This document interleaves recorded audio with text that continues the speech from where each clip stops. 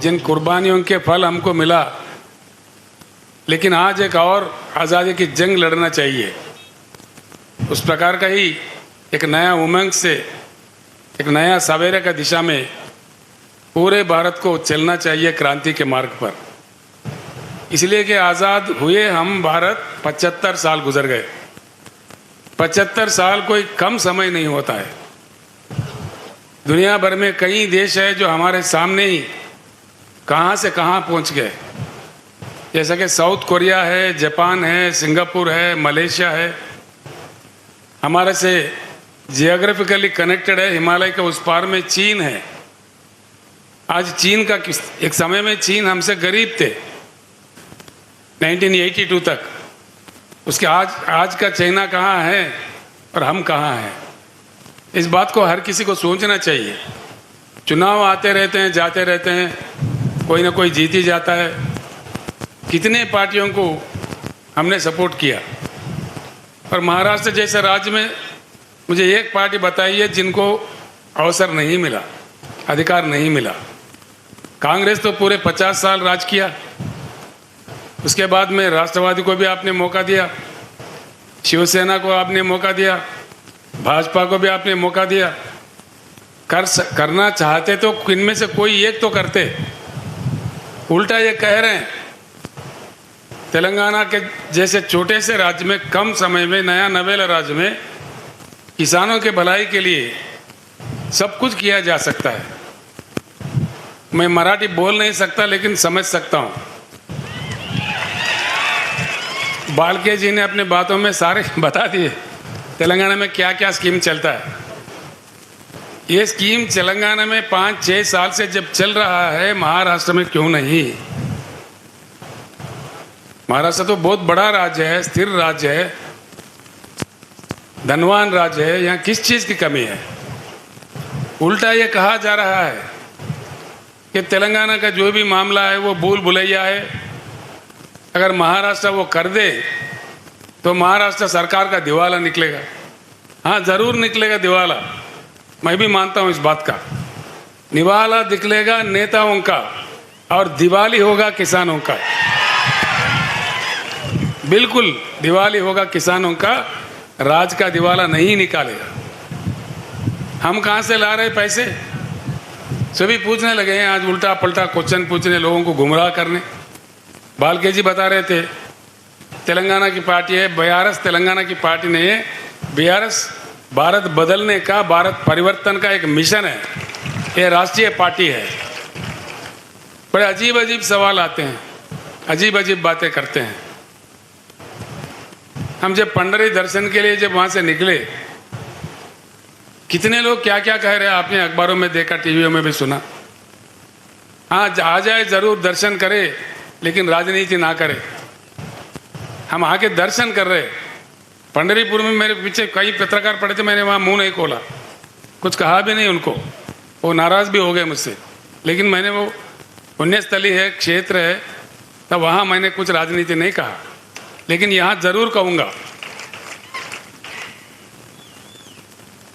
मेरा एक बात है, मुझे समझ में नहीं आता। अभी अभी हम शुरू हुए महाराष्ट्र में, इतना आक्रोश क्यों है इतने सारे पार्टियों में? इतनी घबराहट क्यों है? हड़बड़ी क्यों है? इतना आक्रोश इतने छोटी पार्टी के लिए? 3-4 महीने ही हो गए हम यहाँ शुरू होके, कोई पार्टी हमें नहीं छोड़ रहा है। भाजपा एक वक्तव्य है, कांग्रेस का एक वक्तव्य है। कांग्रेस ने हमको बीजेपी का बी टीम करार दिया, बीजेपी ने हमको कांग्रेस का ए टीम का करार दिया। ये पता नहीं ये टीम कहाँ से आते हैं। हम किसी का टीम नहीं है, हम टीम है तो किसानों का, पिछड़ों का, अल्पसंख्यक का और दलितों का टीम है। इस बात से कोई घबराए नहीं। हम अगर टीम है, जैसा बालके जी ने कहा, पक्का पहली बार हिंदुस्तान में कई कई लोग कई कई नारे दिए। सिर्फ बीआरएस ही इकलौता एक ही पार्टी है जिन्होंने दिल फाड़ के कह दिया कि अब की बार किसान सरकार। पहले कोई पार्टी ने इस बात नहीं कहा। क्यों नहीं कहा भाई? 60% लोग तो खेती किसानी से जुड़े हुए हैं। किसान को और कामगार को जोड़ दो तो 60% से ज़्यादा हो गए। अब इन लोगों को डर लगा है, भाई सब साफ साफ मालूम हो रहा है किसान जुड़ रहे बीआरएस के साथ, तो इसलिए उल्टा सीधे बात करने लगते हैं, बड़ा अजीब अजीब कमेंट्स करते हैं। मैं आपको साफ बताना चाहता हूँ, ये तेलंगाना या महाराष्ट्र तक के लिए सीमित पार्टी नहीं है। आज के भारत के जितने भी समाधान, जितने भी प्रश्न हैं, जितने भी समस्याएं हैं, उसका एक ही समाधान है कि भारत का परिवर्तन, परिवर्तित भारत ही हमारे सारे समस्याओं का समाधान है। हाँ, परिवर्तन चाहिए, इसलिए मैं 2-4 शब्द बताता हूँ आपको। भारत में 41 करोड़ एकड़ कृषि योग्य भूमि है। हिंदुस्तान में जिस प्रकार से पानी की उपलब्धि है, हमारे पास बरसात होती है इंडिया में 1,40,000 टीएमसी की। आधा तो उसमें बाष्पीकरण होता है, लेकिन आधा पानी हमें प्राप्त होता है हमारे शुद्ध नदियों में बहते हुए। यानी कि भारत के हर एकड़ में अगर सरकार में दम हो, केंद्र या राज्य के सरकारों का नीति सही हो, तो हर एकड़ में हिंदुस्तान के भरपूर पानी दिया जा सकता है। अभी आते आते रास्ते में बालके जी मुझसे कह रहे थे, मंगलवाड़ के इलाके में 25-35 गाँव में पानी आने जो लाया जा सकता है, लेकिन नहीं कर रहे, यहाँ के सरकार में इच्छा शक्ति नहीं है। क्या बात है, पानी ज़रूरत से ज़्यादा है। 41 करोड़ एकड़ जो कृषि योग्य भूमि है भारत में, हर एकड़ को दिया जा सकता है और पीने के लिए भरपूर पानी दिया जा सकता है। मैं औरंगाबाद गया तो वहाँ बोल रहे, चंबाजी नगर उनका नाम बदल दिए, ठीक है, वहाँ गए तो कह रहे 8 दिन में एक बार पानी आता है। शोलापुर में भी 4-5 दिन के बाद पानी आता है। अकोला वाले मेरे दोस्त थे प्रकाश पोहरे, वो कह रहे थे अकोला में 10 दिन में एक बार पानी आता है। आजकल मुंबई और पुणे में पानी की सप्लाई में कटौती आ रही है। क्या बात है, पानी नहीं है देश में, ये क्या हो रहा है? इसीलिए मैं कहता हूँ, साफ कहता हूँ, भारत के जल नीति जो राष्ट्रीय जल नीति है, उसको पूरा का पूरा उठा के बंगाल के खाड़ी में फेंक देना चाहिए और नया पॉलिसी बनना चाहिए। यही भारत का परिवर्तन है, पक्का चाहिए ये बात। देश में हमारे पास नहीं है पानी तो अलग बात है, पानी की उपलब्ध है, पानी को रखते हुए हम उससे क्यों वंचित है और क्यों वंचित हो जाए। अब तक नेताओं ने गुमराह कर दिया, जिनको जो कहना कह दिया। ना पीने का पानी आता है, ना सिंचन के लिए पानी आता है। दूसरी चीज़ है बिजली। बिजली की क्या कमी है? बिजली बनाने के लिए 3-4 किस्म का बिजली होता है, लेकिन कई चीज़ों को लेके विवाद भी है। जैसे एटॉमिक पावर है, चेरनोबिल में रूस में जो विस्फोटन हुआ था, उसको लेकर दुनिया भर में कुछ विवाद खड़ा हुआ है, उसको बाजू कर देते हैं। सोलार पावर है, दिन में आता है, रात में नहीं आता है। दिन में भी वो भी आभर आ जाए तो तभी नहीं आता है। विंड पावर है, जो हवा से आने वाली पावर, हवा चली तो आई, नहीं तो नहीं आई। हाइड्रो इलेक्ट्रिकल पावर है, वो सिर्फ बारिश में जब नदियां बहने लगते हैं, प्रोजेक्ट भर जाते हैं, तभी कुछ मात्रा में मिलता है। लेकिन एक ही पावर है जो थर्मल पावर है, जिसको लेके कोई विवाद नहीं है, और थर्मल पावर चलता है हमारे देश में, पूरे दुनिया में। थर्मल पावर बनाने के लिए जो कोयला चाहिए, वो कोयला हमारे देश में अब तक पाया गया रिजर्व्स, कोयला रिजर्व्स हिंदुस्तान में 361 बिलियन टन का कोयला का उपलब्धि है। मैं यही बात आपसे विनम्र पूर्वक प्रार्थना करता हूँ, मेरे बात को जरूर चर्चा में ले आए गांव में, कि जरूरत से ज्यादा पानी है। केसीआर ने कहा ये सच है कि झूठ है, चर्चा कीजिए, उसका निकालिए, पढ़े लिखे लोगों को पूछिए, इरिगेशन अधिकारियों से पूछिए। भारत में बिजली, आप चौंक पड़ोगे, आप चौंक जाओगे। जो आपके केंद्र सरकार, पीछे का केंद्र सरकार, राज्यों के सरकार जो गुमराह कर रहे हैं, जो निजीकरण कर रहे हैं, वो सरासर गलत है। इसलिए मेरा प्रपोजल है, भारत परिवर्तन का ये भी एक हिस्सा है, पूरे राष्ट्रीय ऊर्जा पॉलिसी को भी बदल देना चाहिए। इसलिए कि हमारे पास जिस प्रकार का कोयला उपलब्ध है, हाइड्रो इलेक्ट्रिकल बिजली, सोलार का बिजली और थर्मल बिजली जो कोयला से बनता है, तीनों को संतुलित करके अगर देश के लिए दिया जाए, पूरे भारत के छोटे छोटे गांवों से लेकर बड़े बड़े शहरों तक, छोटे छोटे उद्योग से लेकर बड़े उद्योगों तक, और पूरे जगह बिजली पर्याप्त देने के लिए 150 साल तक के लिए ये पर्याप्त है कोयला। ये मेरे आंकड़े नहीं है, ये मेरी कल्पना नहीं है, ये केंद्र सरकार के आंकड़े हैं, कोयला मंत्रालय के आंकड़े हैं। इसलिए मैं बार बार कह रहा हूं, इस बात को आप अपने गांव में चर्चा कीजिए। क्यों हमको गुमराह किया जा रहा है? बिजली दे सकते हुए, बिजली बना सकते हुए क्यों निजीकरण कर दे रहे बिजली कंपनीज को? और हमारे देश में इतना भरपूर कोयला है जो 150 साल तक के लिए पर्याप्त है, उसके बावजूद क्यों कोयला ऑस्ट्रेलिया से मंगाया जा रहा है? क्यों कोयला आज कई अन्य देशों से मंगाया जा रहा है? इस बात को हमको समझना चाहिए। ये रूट मुद्दे हैं। इसीलिए मैं आपसे प्रार्थना करता हूं, किसान भाइयों, हम जब तक एकत्रित ना हो हमारा समस्या का कोई समाधान नहीं निकलेगा। बड़ा दुख होता है, इतने धनवान महाराष्ट्र राज्य में किसान का आत्महत्या रोज का 8 का 7 का 9 का 10 का आंकड़ा में जाता है। क्या यही हमारा किस्मत है किसानों का? एक ही समाधान चुप साफ कर सकता है। एक ही हमारा, अगर हम प्रतिज्ञा ले सारे किसान चुनाव के समय इकट्ठे रहे, किसानों को पार्टी को खड़ा करे, तब जाके हमारा बिल्कुल समस्या सुलझ सकता है। इसमें मुझे कोई शक नहीं। तेलंगाना राज्य में वहाँ लोगों ने तेलंगाना राज्य भी प्राप्त किया, इकट्ठे होकर लड़के, उसके बाद में किसान सरकार बनाया। बालके जी ने सारा बता दिया वहाँ क्या क्या दिया जाता है।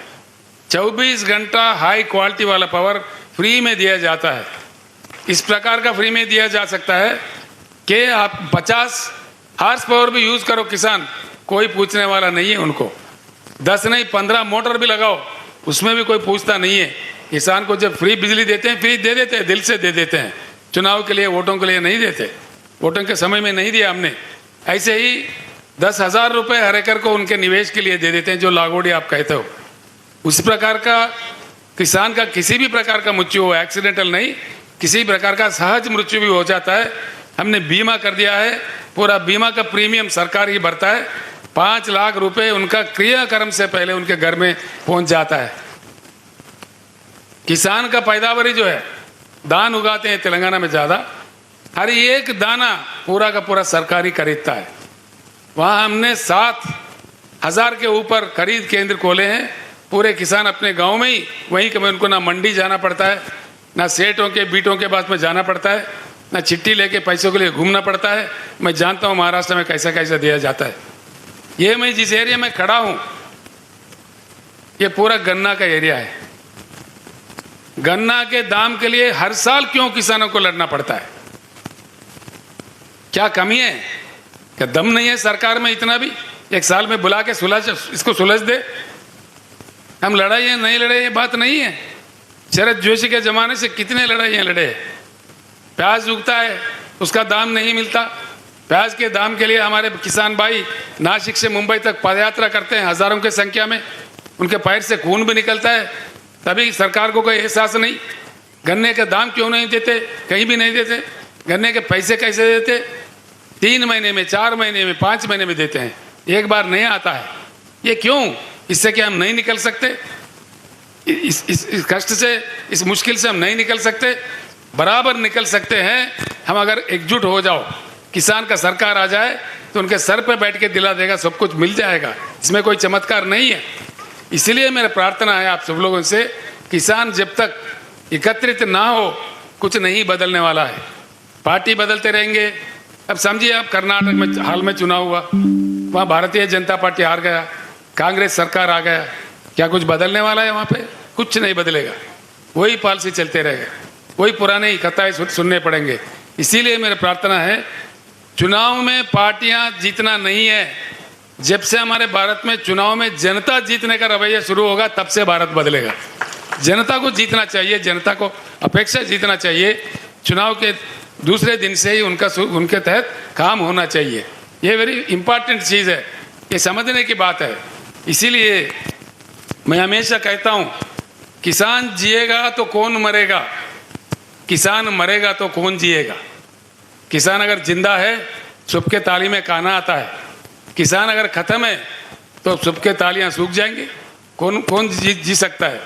इसीलिए मैं आपसे बार बार विनती करता हूं, किसान का एकत्रित, पूरे किसान भाई जितने यहाँ पधारे हैं, किसान भाई एकत्रित हो तो हमारे सारे समस्या का समाधान निकल सकता है। इसके अलावा भी कई लोक कल्याणकारी कार्यक्रम हमारे पास है, वो सब किए जा सकते हैं। कोई गरीब शादी करता है, 1 लाख रुपए दे देते हैं हम लोग।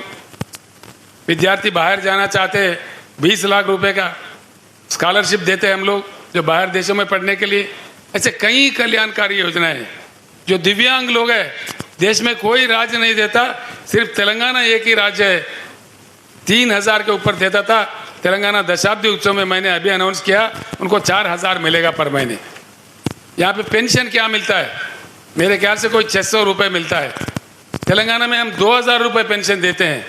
मैं महाराष्ट्र वासियों को, जो पेंशनदार है, उनको खुलकर कहता हूँ, महाराष्ट्र में बीआरएस का सरकार लाओ, पूरे किसान के काम भी हो जाएंगे और वेलफेयर मेजर्स भी, आपको पेंशन 2000 मिलेगा, बाज़ाब्ता मिलेगा, किसी का दिवाला नहीं निकलेगा, बिल्कुल बाज़ाब्ता आराम से दे सकते हैं।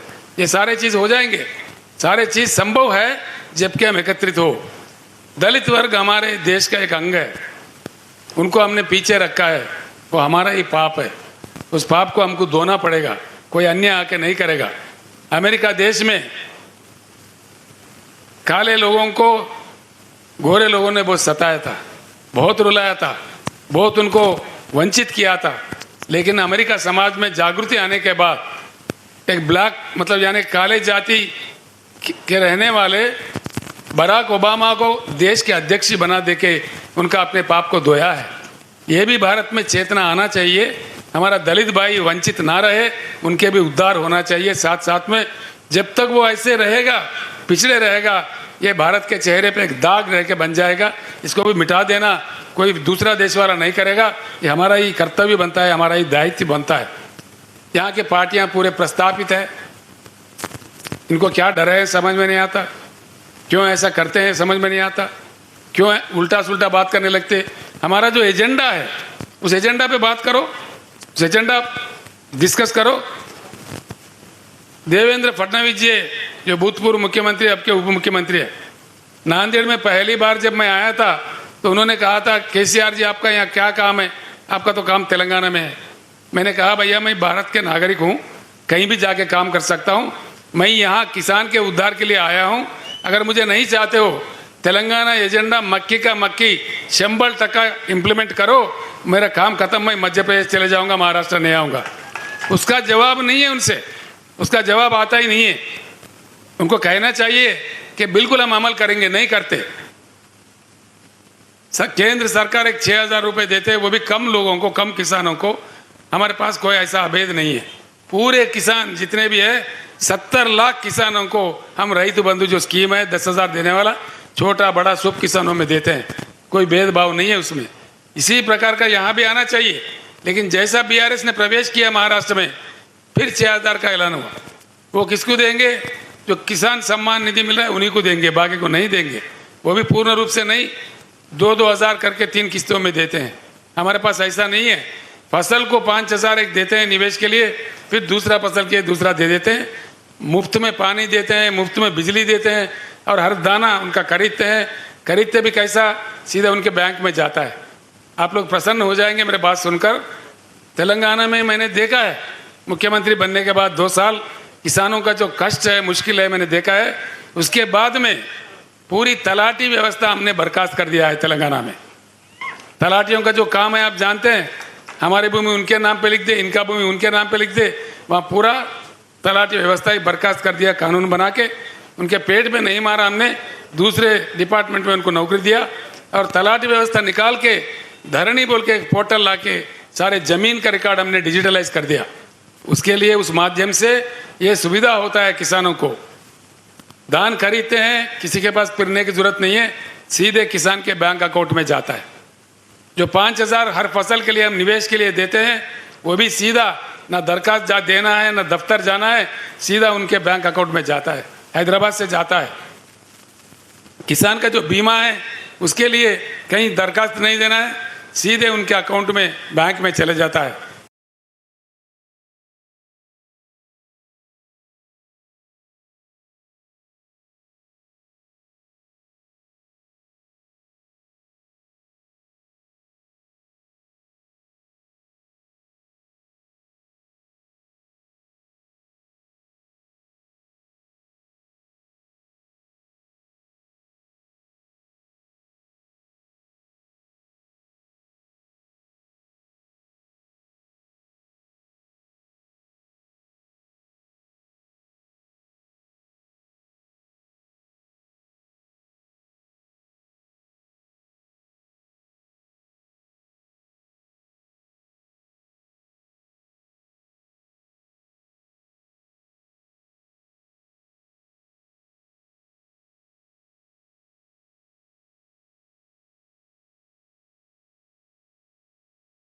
बुलाए और खाना भी खाएंगे हम लोग जाके, आप लोग भी खाएंगे, हम लोग भी खाएंगे।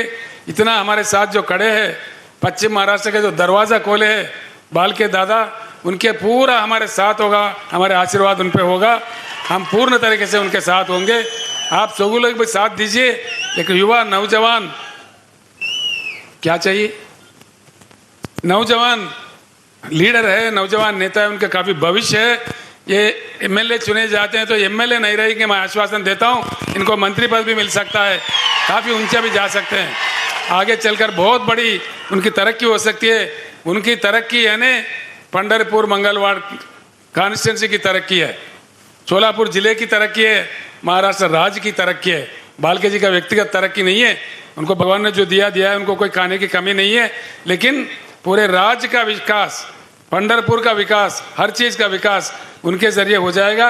ये युवा है, मैं इनसे बहुत बड़ा हूँ, इससे युवा लोगों का मार्गदर्शन में पूरे किसान एकत्रित होके आप चल पड़े तो हर चीज़ संभव है, कोई असंभव नहीं है, कोई नहीं होने वाला कार्य नहीं है।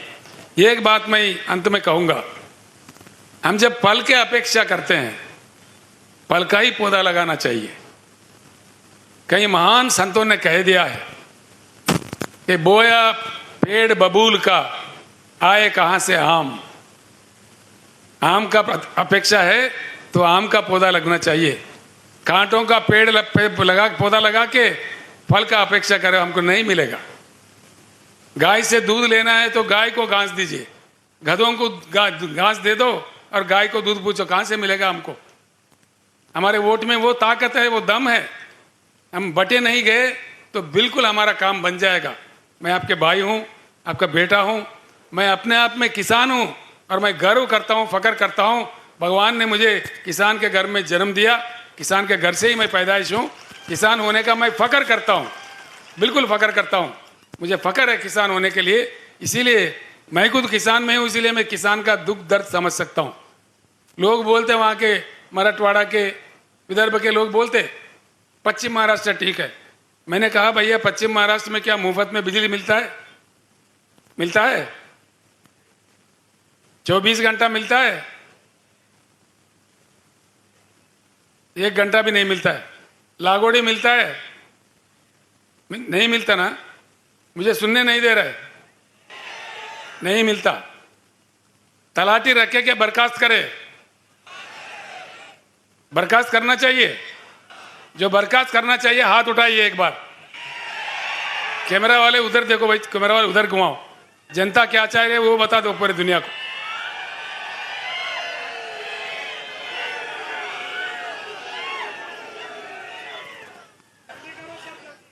ऐसा है, केंद्र सरकार ने अनाउंस कर दिया डिजिटल इंडिया। डिजिटल इंडिया सही है, महाराष्ट्र के किसानों के लिए ये सुविधा क्यों नहीं लाया गया?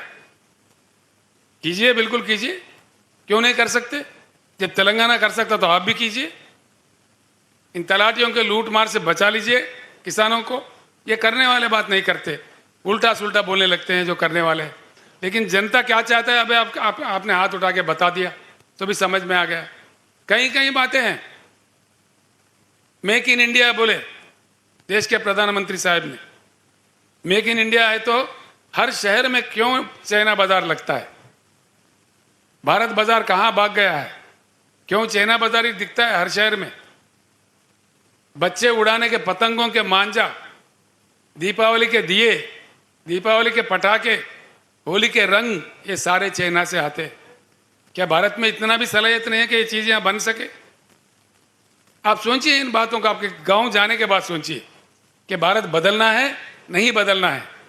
जरूर भारत का परिवर्तन ही आज के भारत के समस्याओं का समाधान है, कोई दूसरा नहीं समाधान है। पूरे नीतियां बदलना चाहिए, पॉलिसियां बदलना चाहिए, पारदर्शिता होना चाहिए, लोगों के सामने रखना चाहिए। मैंने डट करके पूछा, मुझे कोई डर नहीं है। हाँ, तलाटी लोग हाँ जरूर हमारे खिलाफ वोट डालेंगे, कोई बात नहीं है, लेकिन जब जनता चाहता है हम खुल के कहते हैं कि तलाटी चाहिए कि नहीं चाहिए। महाराष्ट्र के हर प्रांत में मैं पूछ रहा हूँ, विदर्भ में, मराठवाड़ा में, नासिक में, हर जगह मैं पूछ रहा हूँ। हर जगह की पुकार, जनता का पुकार यही है कि तलाटी निकाल दो। जैसा तेलंगाना में होता है, हमारा भी डिजिटलाइज रिकॉर्ड करो, हमारा रिकॉर्ड सेफ रखो, जमीन सेफ रखो, कोई उल्टा सुल्टा ना हो जाए। हमारे तेलंगाना राज्य में किसान धरनी पोर्टल में एक बार उनका जमीन, उनका नाम चढ़ गया, वो निश्चिंत है एकदम, उसका कोई नहीं बदल सकता। बदलने का अधिकार किसान को ही हमने दिया है। किसान का अंगूठा यानी कि बायोमेट्रिक लग के ही किसान का जमीन का ओनरशिप बदलता है तेलंगाना राज्य में।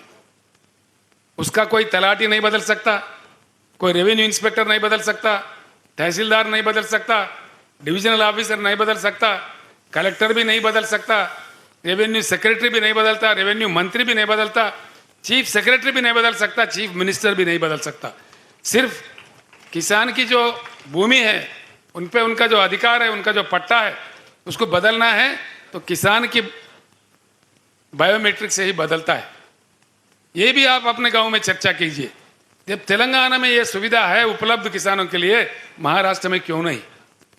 जो नेता लोग हमको हमारे ऊपर ये कर रहे हैं, टीका टिप्पणी कर रहे हैं, उनसे पूछिए भैया केसीआर ने कह के गया, आप क्यों नहीं कर रहे ये बात, हमारे लिए क्यों नहीं ला रहे? तेलंगाना का महाराष्ट्र का बॉर्डर है 1000 किलोमीटर।